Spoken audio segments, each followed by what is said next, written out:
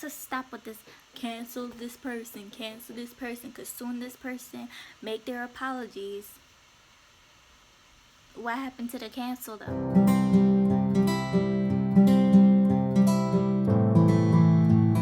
What's good, everybody? Welcome back to my channel, back with another video. And today's video is top 10 influencer who went too far and got exposed. Make sure you guys like, comment, subscribe, put on your post notification bell, and let's get straight into this video. Where if you step out of line, the internet will call you out on it. And influencers, because they live their lives online, might be sharing a little too much in an effort to further their online presence. And influencers, because they live their lives online, might be sharing a little too much in an effort to further their online presence.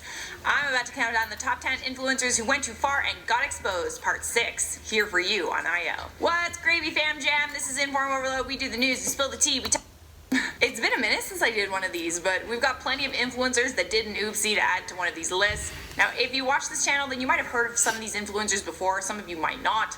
I've been exposing so many influencers lately, I pretty much wrote this entire video by heart. It's not even an exaggeration. Let's get into it. At number 10, we have Satchel. Satchel is a Russian YouTuber and influencer who went viral a couple of weeks ago for using the Black Lives Matter protest in Los Angeles as her personal photo shoot backdrop. The video of her posing for photos at Y'all really need to stop. Y'all really need doing protests and y'all taking y'all time, taking photos, doing all of this, and not really there for the actual protest. Y'all need to stop that. Protest was shared on the Influencers in the Wild account, and the comment section was filled with people trying to find her at. What her at though? I just want to talk. I just want to talk real quick. Seeing how over 20 million people saw that video and Chris has over 200,000 followers on Instagram, people kind of figured out who it was pretty quick and they started like tagging her. She quickly made her account private, so instead the mob went to her YouTube channel and were accusing her of using the protest for clout or to just jump on a trendy thing for a cool photo. She recently shared an explanation on Instagram that said, "The backlash I received has been overwhelming. First I want..." Y'all need to stop with these explanations because your explanation is not genuine. Y'all really need to stop. To say that I have the utmost respect for the Black Lives Matter movement and all it stands for. My intent was to spread the message in the best way I knew how, without hurting anyone, and show the world the peaceful protest that was happening in LA. It probably didn't help her case though that she was very clearly dressed up for the photo, so it would match her like perfect influencer aesthetic. But hey, it is what it is. At number 9, we have Ruby Frank. Ruby Frank is the matriarch of the popular family vlog channel 8 Passengers with 2.5 million subscribers. 8 Passengers being Ruby, her husband Kevin, and their 6 children.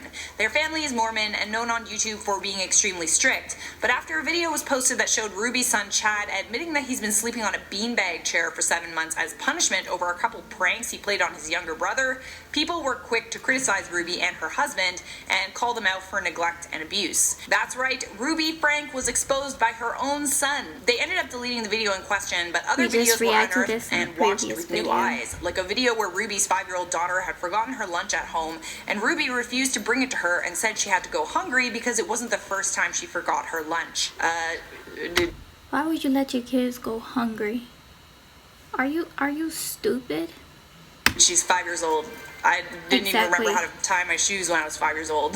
Other allegations include Ruby profiting off her children and buying excessive amounts of clothing, yet not permitting her children to buy more than a couple of items of clothing each, and also not being allowed to use a $2,000 bidet/toilet located in Ruby's room. Ruby has not responded to the backlash at this time. At number 8, we have Fiona Moriarty McLachlan. Facts with Fiona, aka Fiona Moriarty McLachlan, went viral during the Black Lives Matter movement because she was caught on camera asking a man to borrow his drill, and she pretended to board up a store where her boyfriend took a photo of it.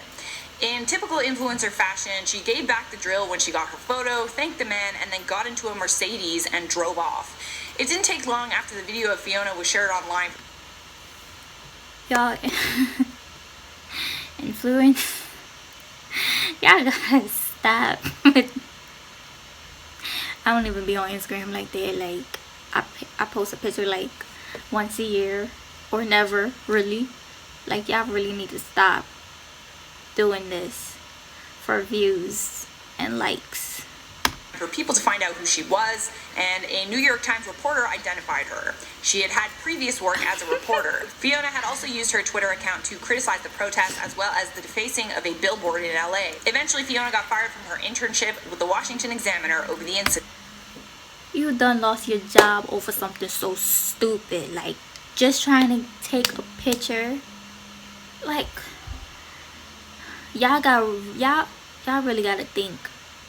If y'all got these good, nice jobs and knowing that these people gonna see the stupidness y'all doing. At number 7, we have Shaolin Lesser.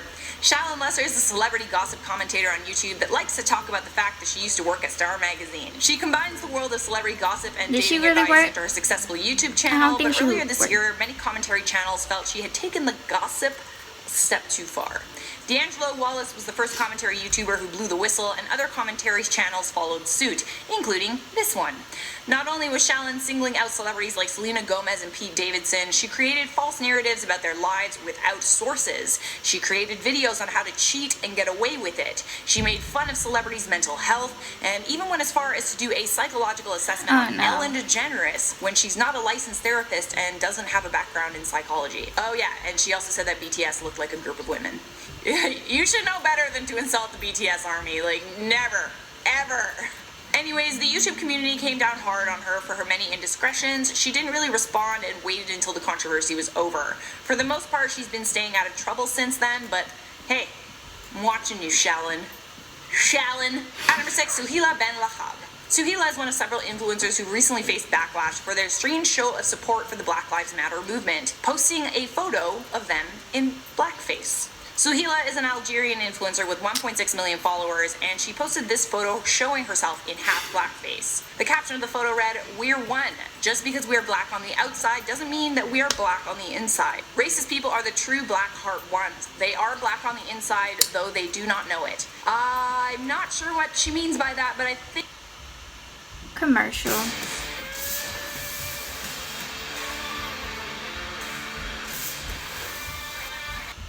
She was trying to be poetic. Now, you can blame it on, well, okay, maybe she didn't know that it would be offensive to do blackface at a time like this, or at any time, frankly, in 2020. But it turns out that a ton of people have been asking her to take the photo down, and as of this writing, it is still up on her Instagram page, so she fully knows that it's offensive and disrespectful. I digress. Halfway there now, and people who are using this Black Lives Matter protests for nonsense, y'all really need to stop. Like, come on now.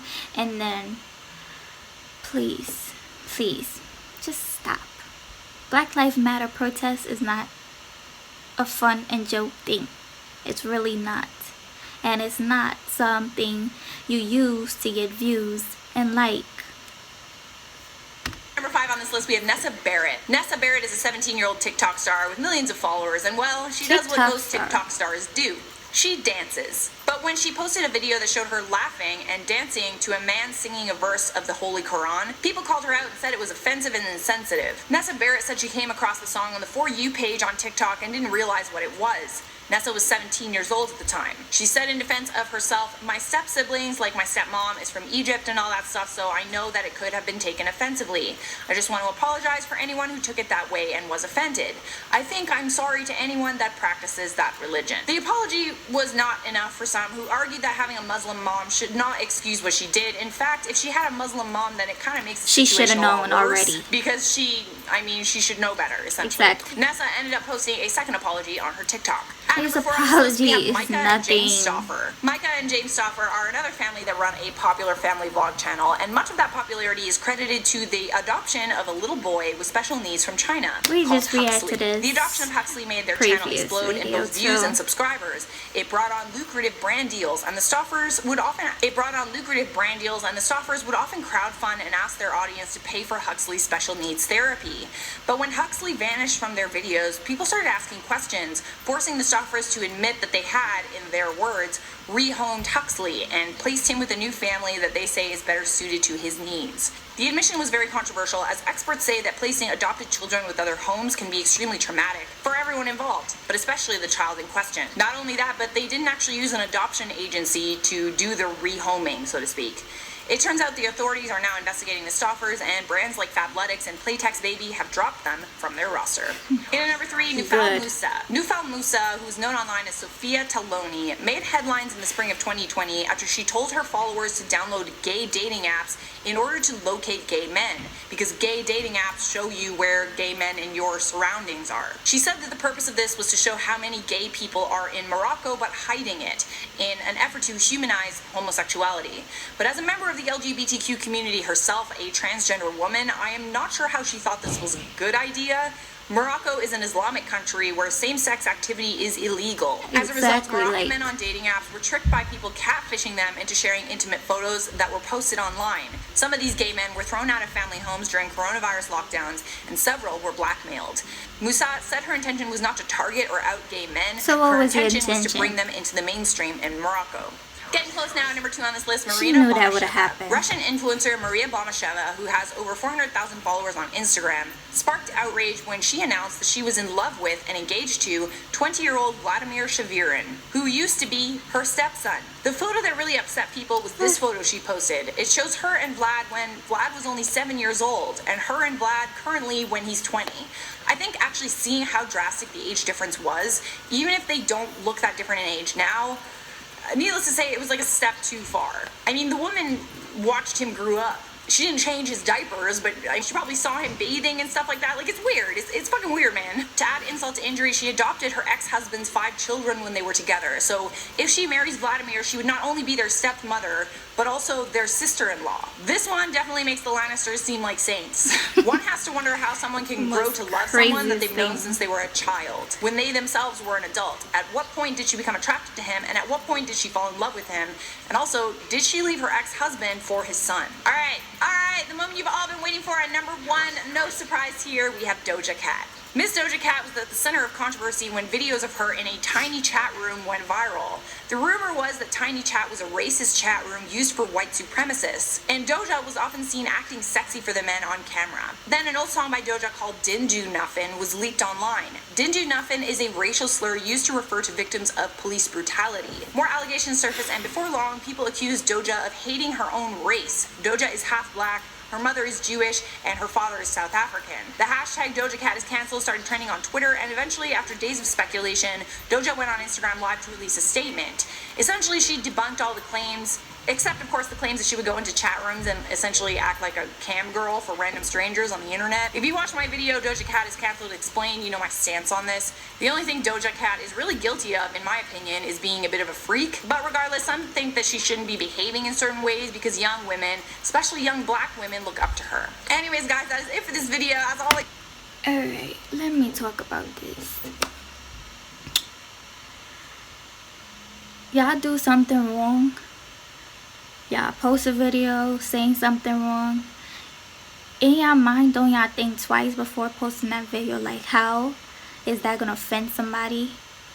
Because soon as y'all post it and everybody see it, and then somebody find it offensive and it gets out of control, and then y'all post apology, and these apologies are not sincere at all. It's just an apology just to get your supporters back. Get your supporters, your followers, get everything back. No, that's not how it's gonna work. And y'all keep talking about cancel this, cancel that. Nothing is being canceled. If y'all serious about canceling people, y'all gonna actually unfollow them on social media and actually really cancel them. So stop with this cancel this person, because soon this person make their apologies, what happened to the cancel them? Nah, y'all something else. Make sure you guys like, comment, subscribe, put on your post notification bell, and see you guys in the next video.